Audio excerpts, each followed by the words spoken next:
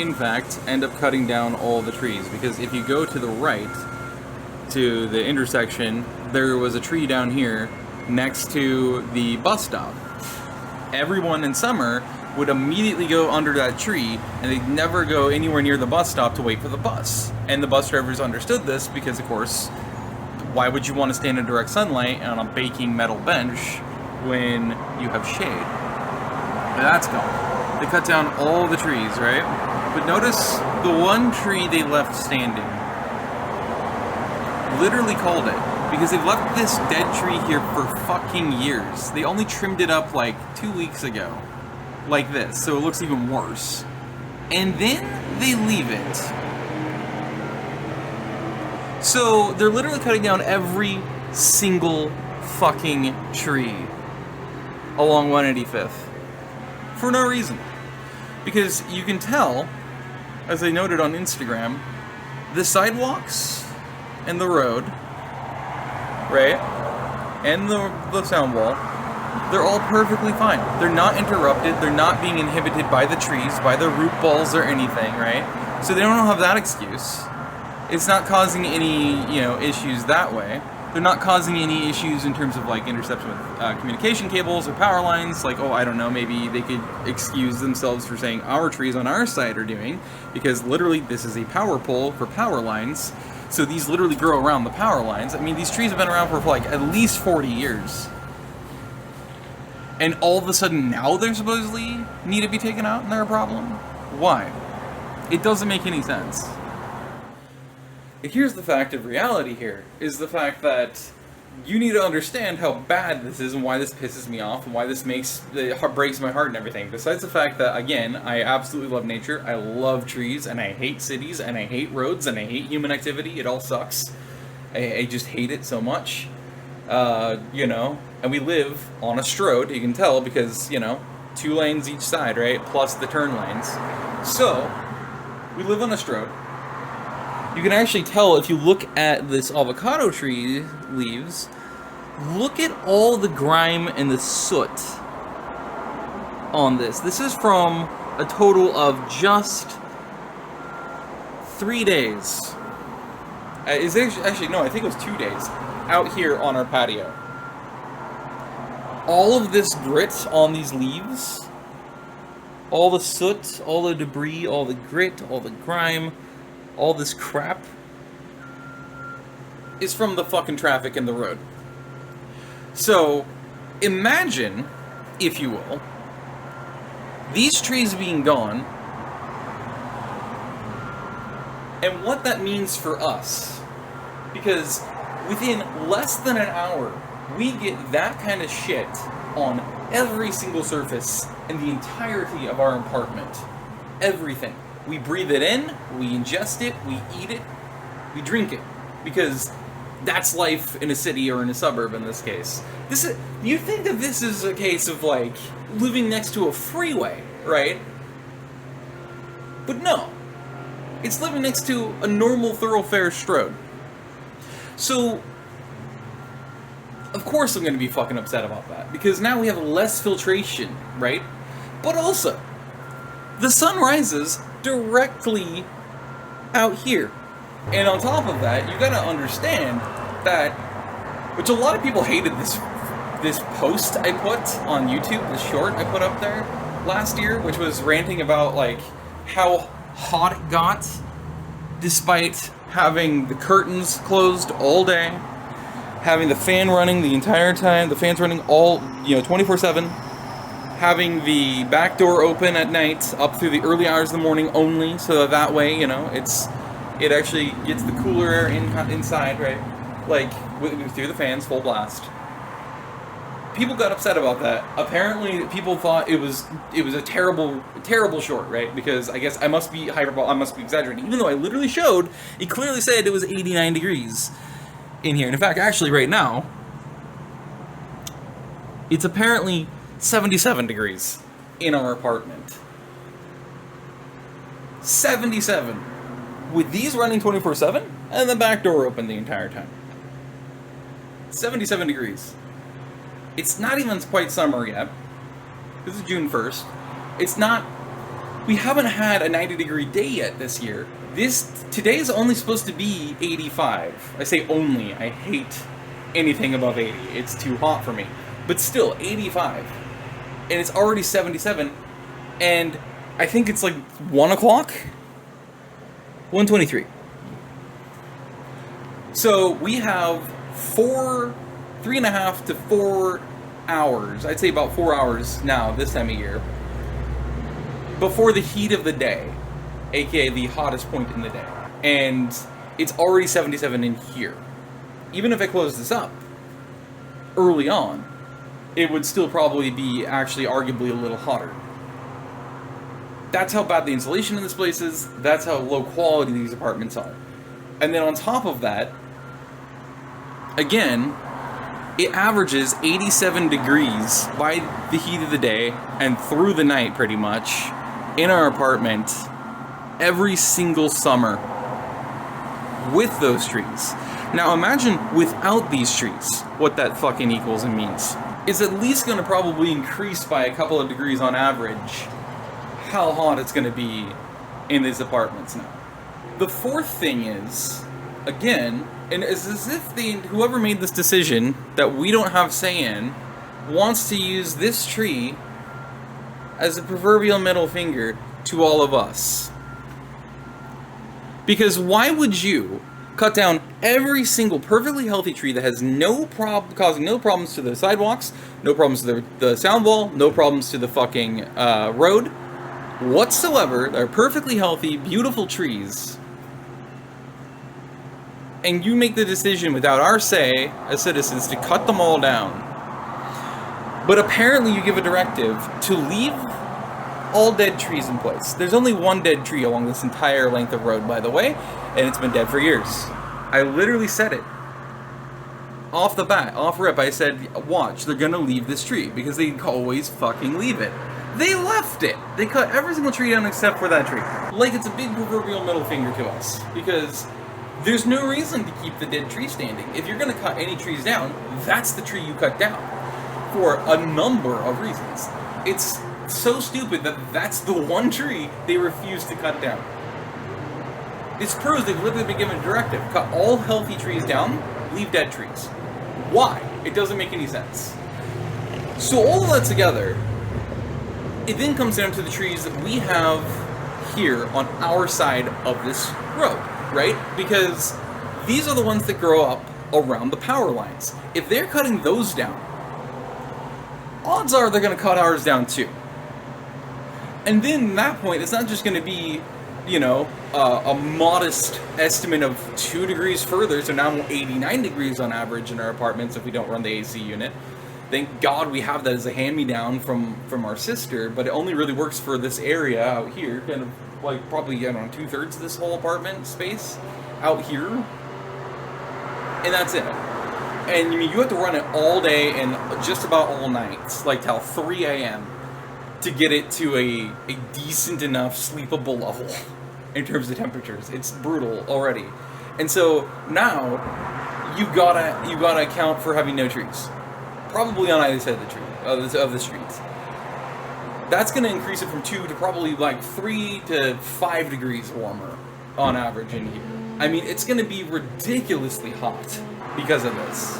We don't get say in this shit. That's the fucking biggest issue that I think might piss me off the most.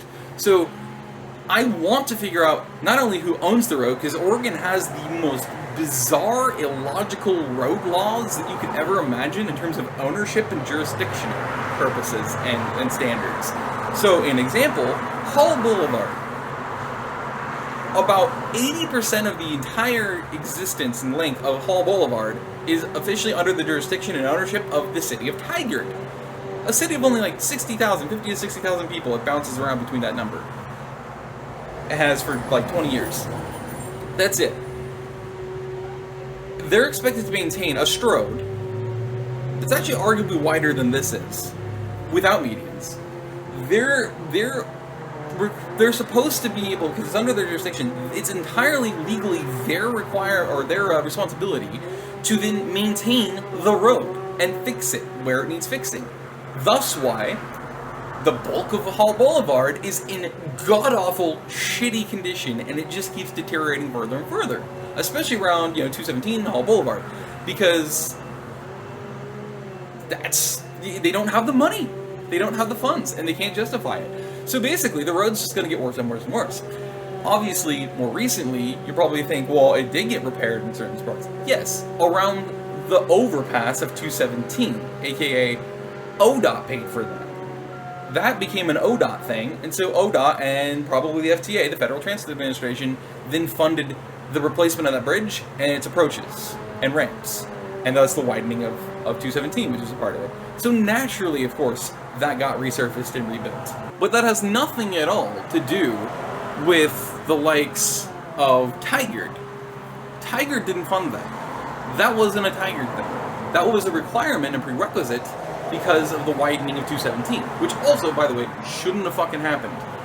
You had plenty of space there to be able to implement an actual proper regional rail system between Salem and Beaverton. Instead of having just the west, you could have done that. Long story longer, the point ultimately is that this is why this really upsets me a lot. Like, this is inexcusably stupid.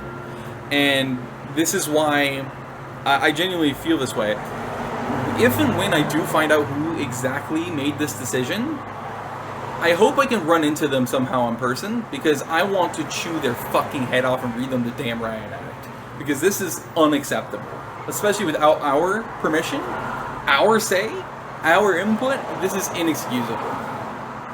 The quality of life in these apartments is already so shit, and it genuinely is not hyperbolic to say. Ask anybody who lives here, it just gets bad and worse and worse. That's what I mean to say. It gets worse and worse, more and more bad. Every single fucking month. It just gets worse and worse and worse. And this place is absolutely a slum. It's no joke at this point. It used to be facetious. Now it's literal. It is genuinely like the Bronx of the fucking West Coast. I swear to God. It's so fucking shitty. It's so fucking bad. It's badly managed. It's not really taken care of. They don't clean out the fucking dumpsters or the dumpster garbage recycling areas at all anymore either. So things just fester. We end up having massive fly problems. It just goes on and on and on and on and on and on. There's constantly leaks. You'll constantly hear sawzalls in the bordering apartments because of all the leaks. We didn't have a fucking bathroom sink for like 3.5 straight months because of a massive leak. And then the stupid contractual bidding process, which takes at least a month. It's all so fucking stupid. We don't even technically have a lease. We were supposed to have a lease by March 1st signed. We technically still don't have one, and it's June 1st. Because bullshit. And we've been trying, by the way, to consistently renew our lease and have everything up to date since October of 2024. We still don't have anything sorted, because that's how fucking terrible everything in management and everybody else is here. We're not even supposed to legally be able to have anything on our patio things, because, uniformity is important, and it degrades the quality of look of our apartments.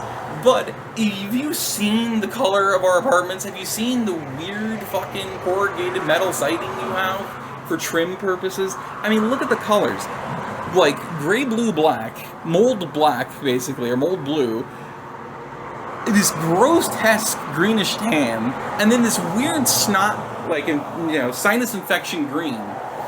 That's the color of our apartments, and they worry about how it looks if they have flowers or plants on your patio railing, to where they will fine you if they find you have these here. The thing is that we had a bet where we put these back up after about a week, after they were supposed to have done a visual walkabout inspection to make sure everybody complied, or else they would fine them immediately.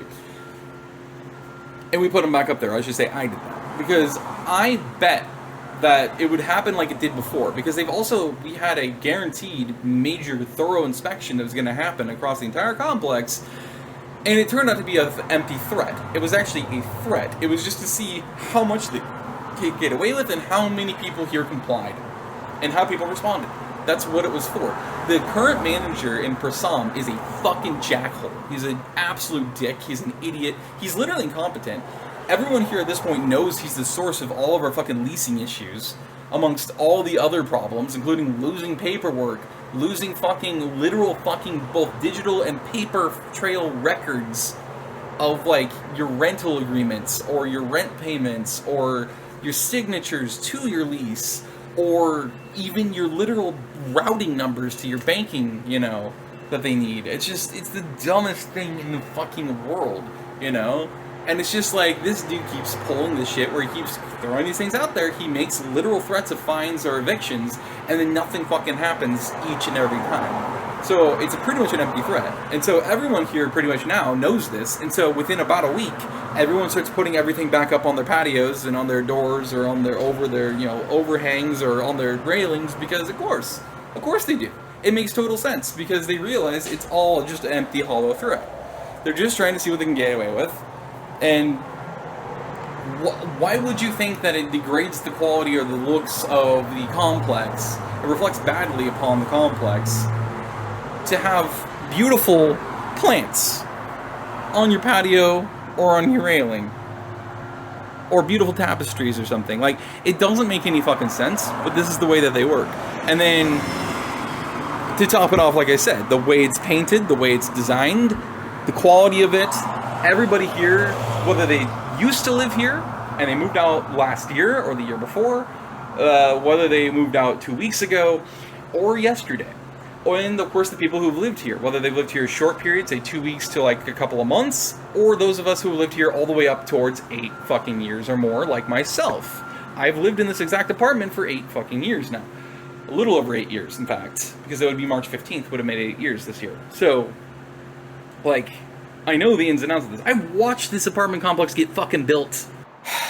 So here's a rant for you, I guess. Because what in the hell are they even doing this? And this is most important.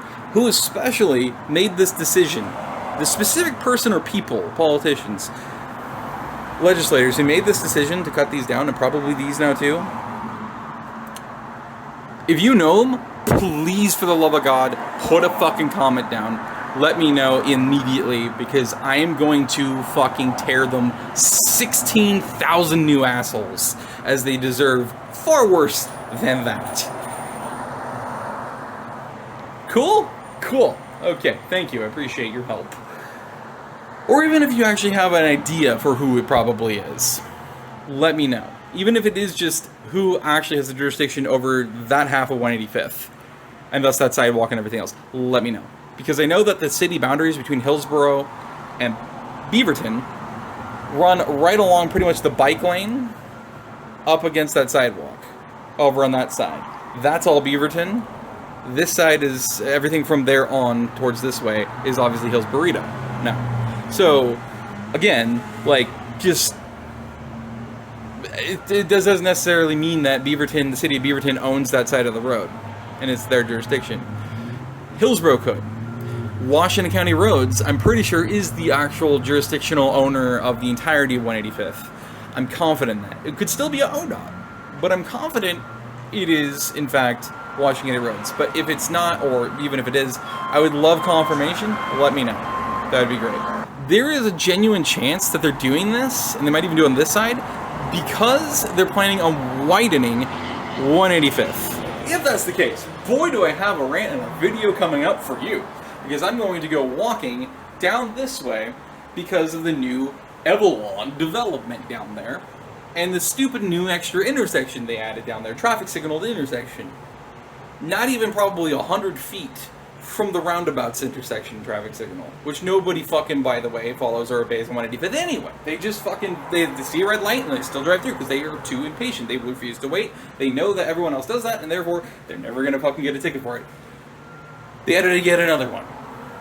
The last thing we need with the doubling down, or the doubling up of max runs, and then, and so max trains going through the stupid railroad tracks just here, you know, and how much it fucks up both these traffic signals, but especially 185ths.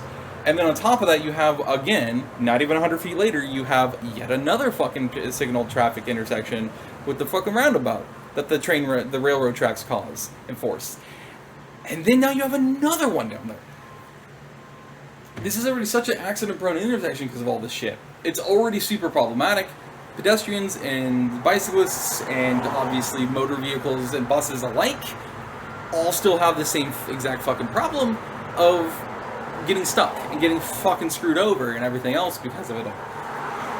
The last thing you need is another one of those. And so they're just creating more and more congestion and more accidents and more traffic issues, right?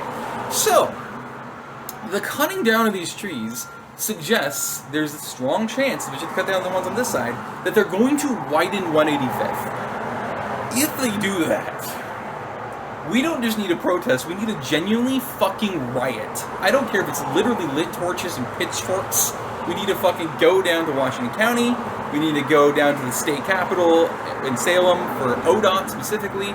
We need to fucking go over to fucking City of Beaverton's City Hall. We need to do the same outside of fucking City of Hillsborough, because this cannot fucking fly.